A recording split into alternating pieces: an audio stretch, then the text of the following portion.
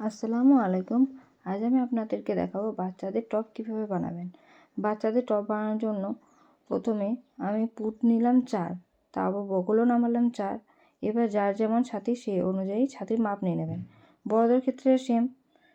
তারপর নিচে সমানভাবে ছাতি যেটা হবে সেই অনুযায়ী সমানভাবে নামিয়ে নিলাম। নামিয়ে নেওয়ার পর এবার আমি কাটিং করে নেব।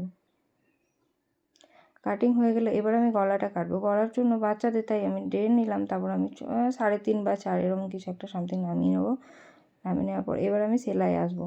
সেলাইয়ের জন্য প্রথমে আমি দুটো গলারই মানে সামনে আর পিছনেরই পটি বসিয়ে নেবো। কাপড়টাকে সোজা দিকে রেখে পটিটাকে সেলাই করে সোজা দিকের ওপর এবার উল্টো দিকে পটিটাকে ঘুরিয়ে দেবো। ঘুরিয়ে দিয়ে সেলাই করে নেবো। ছোট ছোট করে কেটে এবার আমি পটিটাকে উল্টিয়ে দেবো।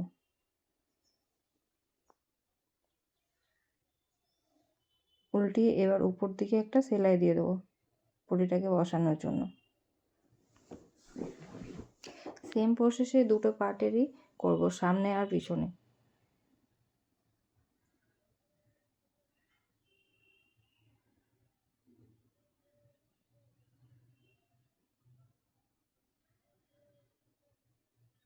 সেলাই হয়ে গেলে এটা আমার একটা স্টুডেন্ট বানাচ্ছে।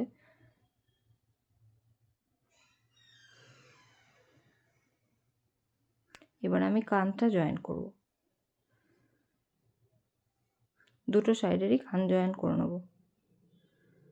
কান জয়েন হয়ে গেল এবার আমি যেহেতু আমি এটা হাত বসাবো না বাচ্চাদের, সেই জন্য কুচি করব। কুচিটা আপনার সাইডটা প্রথমে একটা লম্বা কাপড় নিয়ে নেবো। লম্বা কাপড় নিয়ে নেওয়ার পর সাইডটাতে সেলাই দিয়ে দেবো বা মুড়িয়ে দেবো একটা সাইড। অপোজিট সাইডটাতে আমি কুচি করব।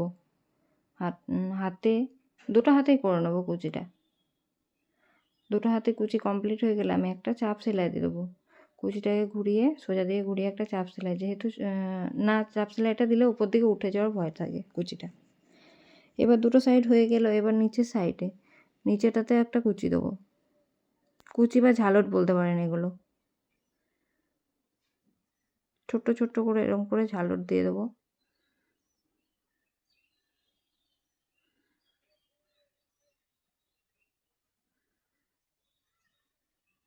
সামনে পিছনে দুটো সাইডে এরকম করে ঝালট দিয়ে দেবো।